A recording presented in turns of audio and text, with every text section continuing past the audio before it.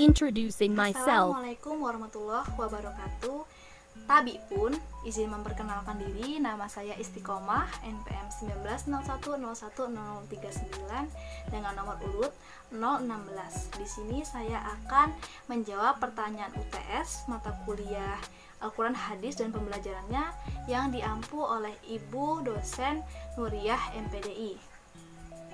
Di sini saya akan menjawab 5 pertanyaan UTS mengenai konsep, perencanaan pembelajaran, strategi pembelajaran, pengembangan media, dan evaluasi pembelajaran Al-Quran Hadis dan pembelajarannya. Langsung saja untuk soal yang pertama, yaitu bagaimana konsep Merdeka Belajar dan Pendidikan 4.0.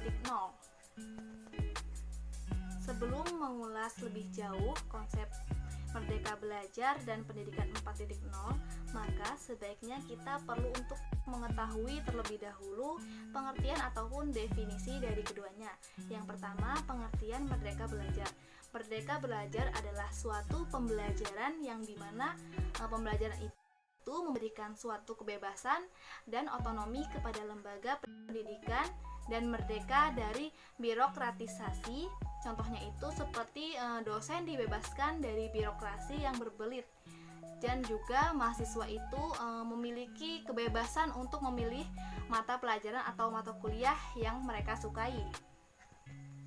Singkatnya, pengertian menurut Mendikbud kita, yaitu Bapak Menteri Pendidikan dan Kebudayaan, Bapak Nadiem Makarim, ia menjelaskan sedikit mengenai konsep Merdeka Belajar. Konsep Merdeka Belajar menurut ia adalah di mana konsep itu ditentukan oleh guru dan kemerdekaan dalam berpikir, sehingga kunci utama yang menunjang sistem pendidikan ini adalah seorang guru didik. Di era revolusi industri 4.0 saat ini, kita memiliki sebuah tantangan dan peluang bagi lembaga pendidikan. Syarat-syarat lembaga pendidikan itu agar maju dan berkembang yaitu harus memiliki daya inovasi dan dapat berkolaborasi dengan baik. Terlebih mengingat dan melihat situasi COVID-19 saat ini, di mana COVID ini mengharuskan segalanya serba online, maka dunia pendidikan pun otomatis turut melaksanakan pembelajaran secara daring dan mandiri. Untuk itu, diperlukan suatu pembelajaran daring yang menarik agar menambah gairah ataupun semangat peserta didik dalam belajar di rumah mereka masing-masing. Maka disinilah lembaga pendidikan itu berperan untuk menghadapi tantangan pergantian pembelajaran di kelas di masa pandemi COVID-19. Lembaga pendidikan pun harus mampu untuk menyeimbangkan sistem pendidikan dengan perkembangan zaman yang kian hari kian melesat. Era revolusi industri 4.0 saat ini, sistem pendidikan diharapkan mampu untuk mewujudkan peserta didik agar memiliki keterampilan berpikir secara kritis dan inovatif dalam memecahkan serta memiliki keterampilan komunikasi dan berkolaborasi dengan baik. Konsep pendidikan Merdeka Belajar ini sangatlah memperhatikan kemampuan dan keunikan kognitif individu dan para mahasiswa. Konsep pendidikan ini sangat memperhitungkan kemampuan dan keunikan kognitif individu dan para mahasiswa, yaitu garis besar konsep ini adalah: yang pertama, adanya asesmen kompetensi minimum atau AKM. Konsep ini sebelumnya di mana mahasiswa diharapkan mampu untuk menunjukkan skill atau kemampuan minimum dalam hal literasi dan numerik. Lalu fokusnya adalah bagaimana sih seorang mahasiswa itu agar mampu berpikir secara kritis dan luas menggunakan daya kognitifnya. Jadi bukan lagi mahasiswa mendapatkan nilai yang bagus dari hasil tugas maupun ujian yang diberikan oleh dosen.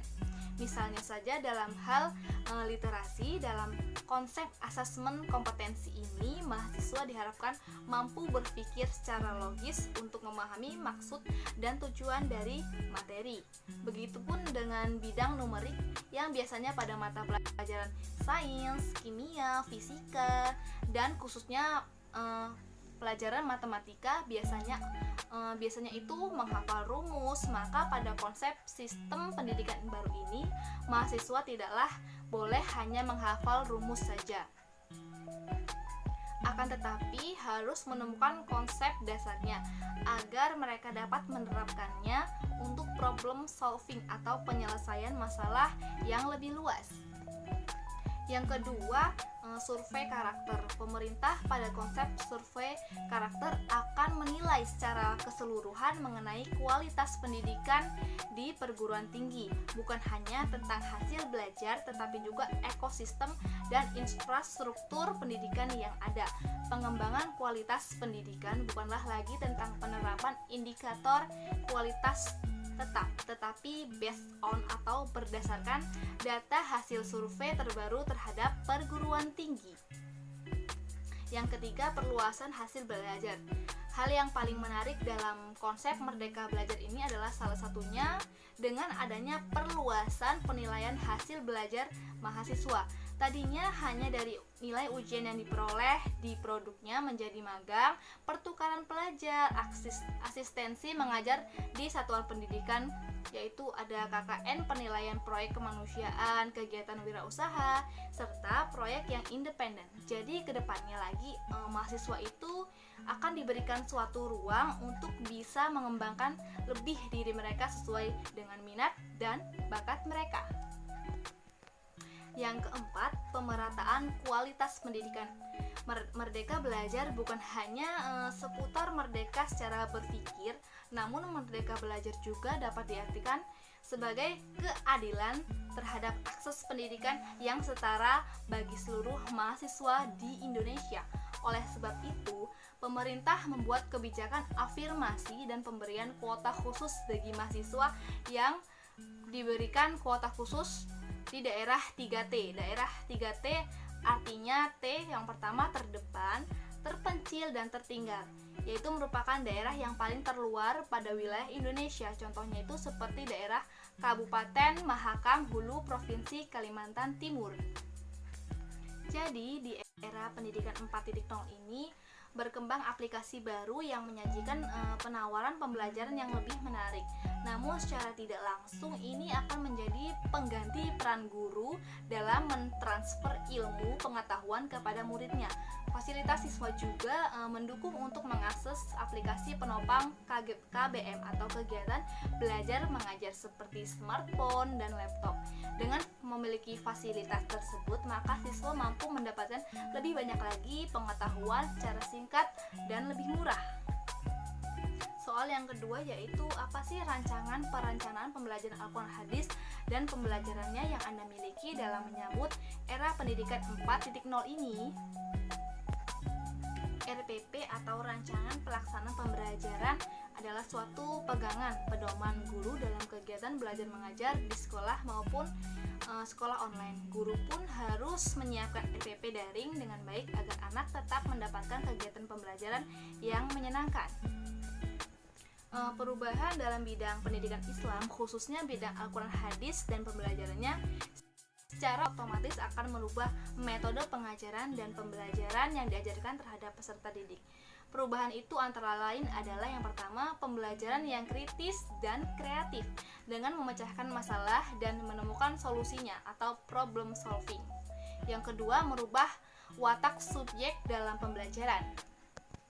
Dalam hal ini, guru sebagai profesional yang membimbing dan mengarahkan pembelajaran pada siswanya agar mampu untuk menyampaikan pendapat, berpikir secara kritis, percaya diri, dan mampu memecahkan masalah dengan pengetahuan dan skill yang ia miliki.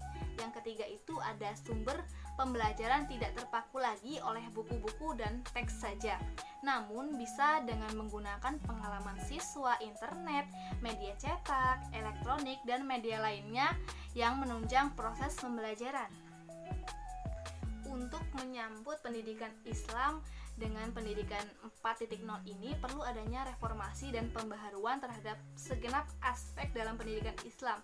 Ada 3 rancangan yang harus dilakukan, yaitu yang pertama adalah siswa mampu membaca dengan fasih, menerjemahkan, menyimpulkan isi kandungan ayat, serta menyalin dan menghafal ayat-ayat pilihan. Selain itu, dapat juga siswa memahami dan mengamalkan hadis-hadis pilihan sebagai pendalaman dan perluasan bahan kajian dari pelajaran Quran hadis waktu di madrasah sanawiyah ataupun pendidikan agama Islam di sekolah menengah pertama sebagai bekal untuk mengikuti jenjang pendidikan yang berikutnya.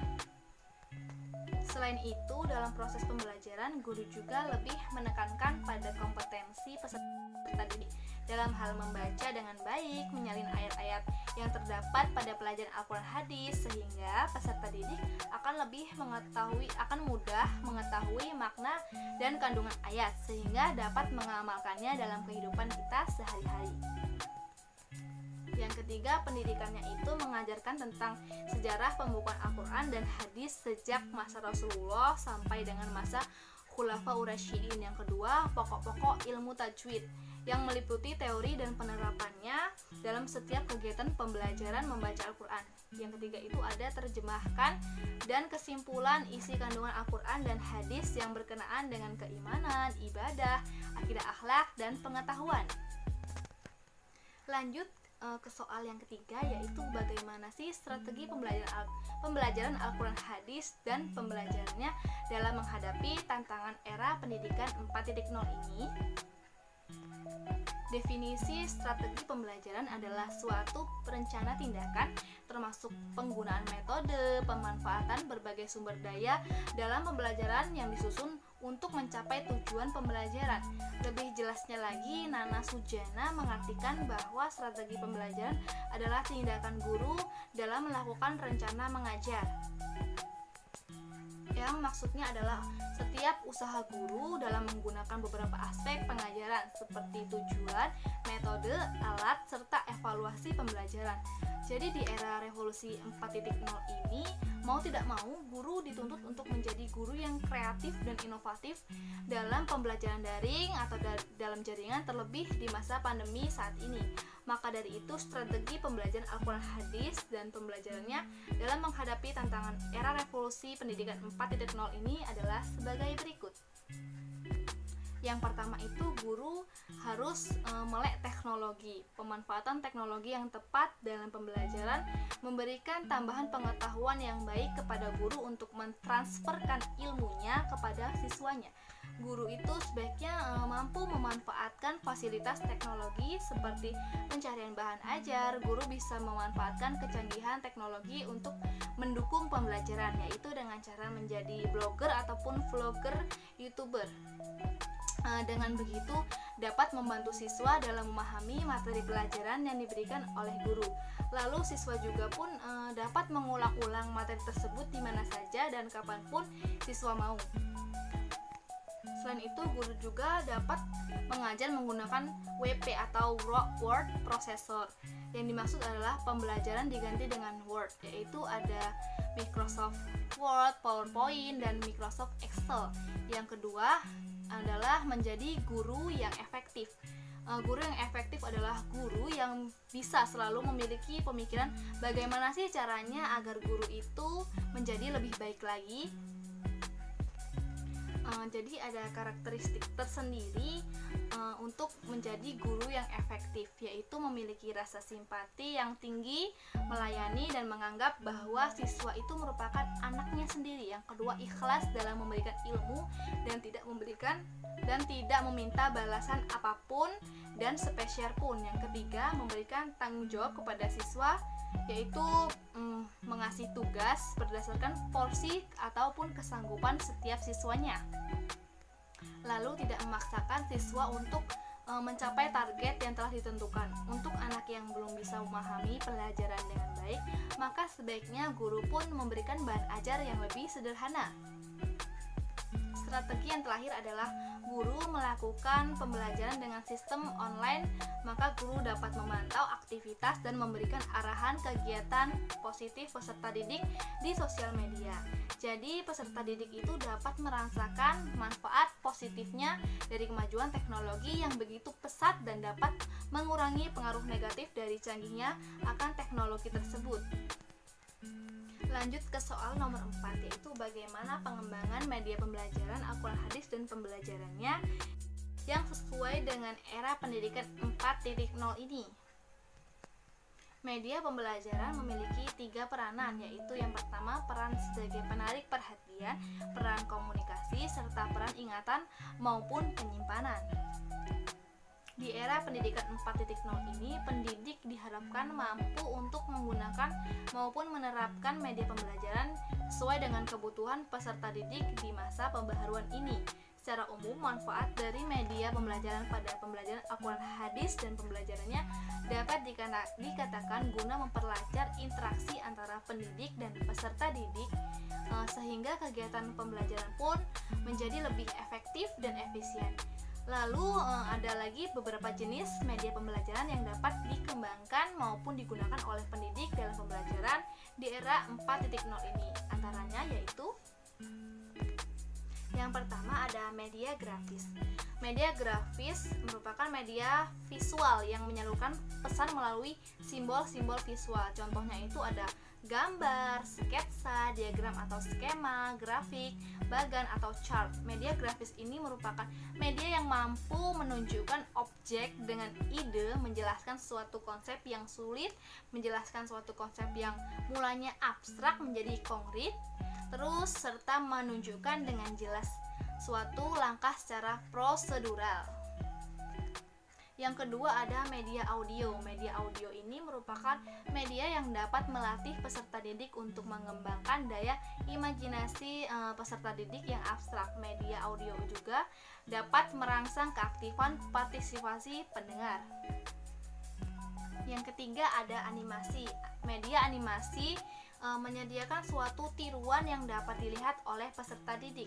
Media animasi mampu menunjukkan suatu proses abstrak yang dimana diharapkan dapat memberikan pengaruh perubahan suatu variabel terhadap proses tersebut. Yang keempat, film bingkai atau slide berisikan video terkait pemaparan materi secara detail dan jelas dari scan ke scan.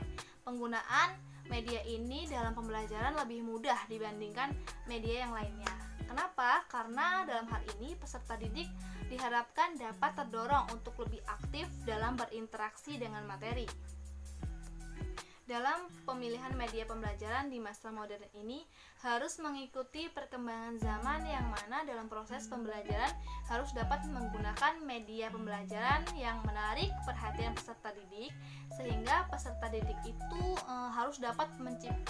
sehingga pendidik harus dapat menciptakan suasana belajar yang menarik dan menyenangkan. Jadi, seorang pendidik itu harus memanfaatkan media pembelajaran yang kreatif dan inovatif, variatif, dan yang mampu mencapai tujuan dari pembelajaran. Soal yang terakhir atau yang kelima, yaitu apa pendapat Anda, yang tentunya didukung dari berbagai teori yang kuat terkait evaluasi pembelajaran Al-Quran Hadis dan pembelajarannya dalam suasana yang berdampingan dengan COVID-19, yaitu dalam terminologi pendidikan Ralph, Taylor, dan Suhatsimi mendefinisikan terkait evaluasi pembelajaran. Apa sih evaluasi pembelajaran itu? Sekian penjelasan dari saya, semoga bermanfaat. Saya akhiri. Wassalamualaikum warahmatullahi wabarakatuh. Wah, sudah selesai nih pembahasannya. Dadah semuanya.